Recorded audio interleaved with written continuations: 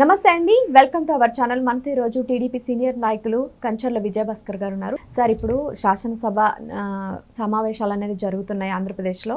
అయితే అందరూ అనుకున్నట్లుగానే జగన్ గారు అయితే గైర్హాజరయ్యారు. అయితే ఇప్పుడు అక్కడ ఏవైతే సమావేశం జరుగుతుందో ఒక్కొక్కరు క్వశ్చన్స్ చెప్తుంటే వైసీపీ నాయకులు వెనక నుంచి డిఎస్సి కంటిన్యూస్గా అరుస్తూనే ఉన్నారు. అంటే ఒక శాసన మండలిలో ఎలా ఉండాలి, ఎలా నడుచుకోవాలనే కనీస బాధ్యత లేకుండా వాళ్ళు ఎందుకని ఇలా బిహేవ్ చేస్తున్నారంటారు? ఎందుకని ఇలా బిహేవ్ చేస్తున్నారని మీరు అంటున్నారు.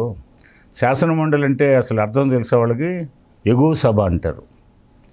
స్వాతంత్రం వచ్చిన తర్వాత అక్షరాస్యత చాలా తక్కువ ఉందని మనకి ఎగువ సభలు ఉండాలని కేంద్రంలో రాజ్యసభ, రాష్ట్రాల్లో శాసన మండలి ఏర్పాటు చేసుకోమన్నారు. కొన్ని రాష్ట్రాల్లో శాసన మండలి ఉన్నాయి, కొన్ని రాష్ట్రాల్లో లేవు.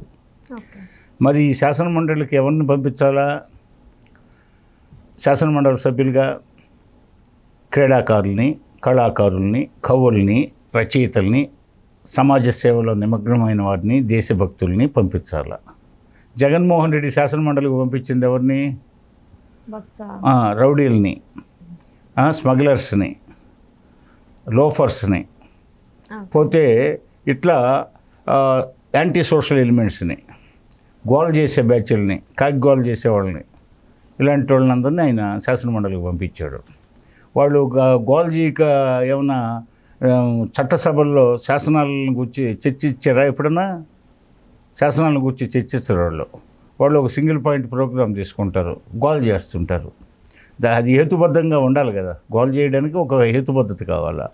ఎలాంటి ఇండక్టివ్ రీజనింగ్ ఉండదు. పోతే 5 సంవత్సరాల పాటు రాజ్యాన్ని జగన్మోహన్ రెడ్డి 5 సంవత్సరాలు జాబ్ క్యాలెండర్ ప్రకటించలేదు. ఉద్యోగ నియామకాలు డిఎస్సి అభ్యర్థులకి ఇవ్వలేదు. ఇవ్వకపోగా ఏదో మొగుడిని కొట్టి మొగసాలకు ఎక్కినట్టుగా తను ఉద్యోగాలు ఇవ్వాల. ఉద్యోగాలు ఇవ్వనోడికి అసలు ప్రశ్నించే హక్కు లేదు. సరే, ఏమన్నా పొరపాట్లు జరిగితే ప్రశ్నించవచ్చు, తప్పు లేదు. ఇది కాకి పళ్ళ లెక్కలాగా ఉంది. కాకి పళ్ళు ఉండవు, కానీ పళ్ళు ఉన్నాయి, లెక్క పెట్టండి అని చెప్పి వెనకటికి మనకి ఒక సామెత ఉంది. అంటే పళ్ళు లేకుండా పరిశీలించమని. అంటే ఇక్కడ తప్పులు దొరలలా. అది హైకోర్టు నిర్ధారించింది, అత్యున్నత న్యాయస్థానం నిర్ధారించింది. మా యొక్క కోర్టు సమయాన్ని వృధా చేయొద్దు. రాజకీయ ప్రేరేపిత పిటిషన్ ఇది. అదేవిధంగా 1 year అయింది. ఇప్పటిదాకా ఏం చేస్తున్నారు? పైగా ఇది సెకండ్ థాట్ లాగా ఉంది. ఏదో రాజకీయ కుట్రతో, కుతంత్రంతో ఏదో అబండాలు వేయడానికి ఒక ప్రభుత్వం మీద మీరు రాజకీయ ప్రేరేపిత పిటిషన్ తీసుకొచ్చి మా సమయాన్ని వృధా చేస్తూ, అదేవిధంగా ఏ నిరుద్యోగులైతే 16,000 మంది పైగా ఉద్యోగాలు పొందారో వాళ్ళందరి జీవితాలని వాళ్ళ పొట్టగొట్టడానికి మీరు ఈ నిర్ణయానికి వచ్చి ఈ పిటిషన్ను కోర్టులో వేసింది. ఈ పిటిషన్ని ఆదిలోనే డిస్మిస్ చేస్తున్నాం. పైగా నిరుద్యోగులు ఎవరు కూడా మమ్మల్ని ఆశ్రయించలేదు, మాకు అన్యాయం జరిగిందని. పైగా మీకు హారిజెంటల్ రిజర్వేషను, వర్టికల్ రిజర్వేషను ఈ తేడాలు తెలియదు.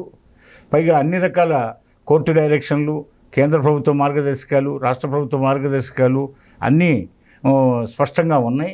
ఆ ప్రకారమే జరిగింది. పైగా అధికారులు కూడా మీకు వివరణ ఇవ్వడానికి వెయిట్ చేశారు. కానీ ఉన్నతోద్యోగులు, ఐఏఎస్ అధికారులు వీళ్ళంతా మీకు సమాధానం ఇవ్వడానికి కాచుకు కూర్చుంటే మీరు పలాయనం చిత్తగిచ్చారు అని చెప్పేసి కోర్టు వ్యాఖ్యానించింది. అది సిగ్గుచేటైన విషయం, ఆ పార్టీకి గొడ్డల పెట్టెలాంటి విషయం. అయినా నిస్సిగ్గుగా మరి ప్రజలు ఎన్నుకుని ప్రజల ఖజానాకి సంబంధించి ప్రజలు కట్టే పన్నులు ఖజానా రూపంలో ఉంటే ఆ ఖజానాలో జీతబత్యాల కింద 11 మంది శాసనసభ్యులకి చెల్లిస్తూ ఉంటే, ఏ అసెంబ్లీలో అధికారికంగా ఏమన్నా లోపాలుంటే, ఏమన్నా సద్విమర్శలు చేయాలనుకుంటే ఆ శాసనసభకు పోయి చేయాలి. కానీ మరి ఆ శాసనసభకు పోరు. ఇక్కడ మందబలం ఉందని శాసన మండలిలో మందబలాన్ని చూసి రంకెలేయడం కాదు. దమ్ముంటే అసెంబ్లీకి రావాలా, దమ్ముంటే అసెంబ్లీలో మాట్లాడాలా. ప్రజలు ఎన్నుకున్నారు. ప్రజాస్వామ్య పద్ధతిలో మీరు రండి, అసెంబ్లీకి చర్చిద్దాం.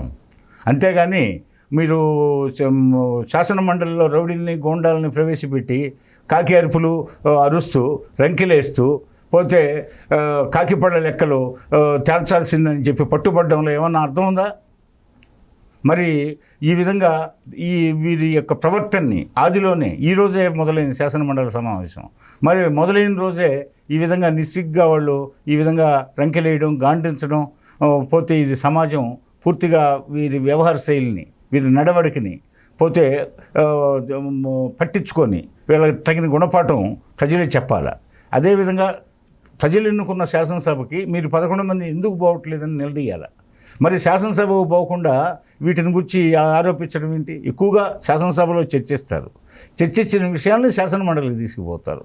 అలా కాకుండా ముందుగా శాసనమండలిలో ప్రస్తావించడంలో అర్థం ఏంటి? అదే కాకుండా మరి ప్రజాస్వామ్యానికి అర్థమేముంది?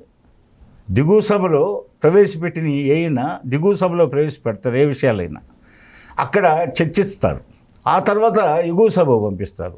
వీళ్ళు ఎగువ సభలో కూర్చొని ఉండి శాసనమండలిలో ఉండి శాసనమండలి సభ్యులుగా వాళ్ళ గంగా మందబలం ఉందని చెప్పేసి ఈ విధంగా ప్రభుత్వం అనేక రకాల విషయాలను చర్చించడానికి ఈరోజు సమావేశపరిస్తే వెనక సెట్లలో నుంచి పోతే దూసుకొని పోయి పోడియం దగ్గరికి దూసుకుపోయి అరుపులు కేకలతో సభను బెంబేలెత్తిచ్చేసి రచ్చలో రావిడి చేయడంలో ఏమాత్రం అర్థం ఉంది? కాబట్టి వీళ్ళ వైఖరిని ప్రజానీకం పూర్తిగా గమనించి రాబోయే ఎన్నికల్లో వీళ్ళకి తగిన గుణపాఠం చెప్పాలా. ఈ పార్టీ రాజకీయాల్లో ఉంటే గతంలో మనం పురాణాల్లో రాక్షసులను చూసాం, ఎందరో రాక్షసులు ఆయా లోక కళ్యాణం కోసం ఎందరెందరో పట్టుపడుతూ ఉంటే ఈ రాక్షస మాయలతో ఆటంకపరిచిన సందర్భాలు చూసాం మనం పురాణాల్లో. అదేవిధంగా ఈ జగన్మోహనుడు ఈ జగనాసురుడుగా పిలవాల్సి వస్తుంది అతన్ని. అసురుడు అంటే రాక్షసుడు అనమాట. ఈ జగనాసురుడు రాక్షసుడు. ఈ రాక్షసులకి ఈయన అధిపతి అన్నమాట.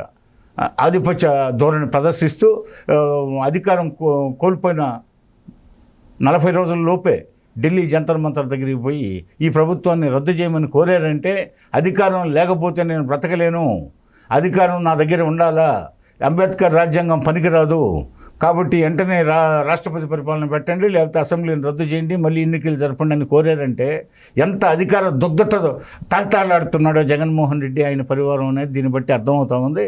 కాబట్టి ఇలాంటి అధికార దాహం ఉన్న మనిషి రోజు రచ్చలు రావిడి చేయకి ఏం చేస్తాడు? ప్రెస్ మీట్లు పెట్టి కాదు, లేకపోతే ఓదార్పు యాత్రలు చేసి కాదు, లేకపోతే శాసనమండలిలో ఇలాంటి రౌడీ మొక్కలను పెట్టుకొని అరుపులు కేకలు పెట్టి సభని సజావుగా సాగనివ్వకుండా సభా సమయాన్ని వృధా చేస్తూ ఈరోజు వాళ్ళు హాజరైన దానికి వాళ్ళకి భత్యం చెల్లిస్తుంది ప్రభుత్వం.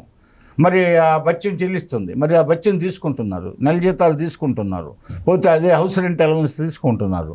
మరి ఇవన్నీ ఇలాంటి రౌడీ మోకలకి అందకుండా కట్ చేయాల్సిన బాధ్యత ఉంది. కాబట్టి శాసనమండలి స్పీకరు శాసనమండలిని అదుపులో ఉంచి సభ సజావుగా జరిగేదానికి ప్రయత్నం చేయాలని నేను శాసనసభ స్పీకర్కి విజ్ఞప్తి చేస్తా ఉన్నా. Okay, thank you sir.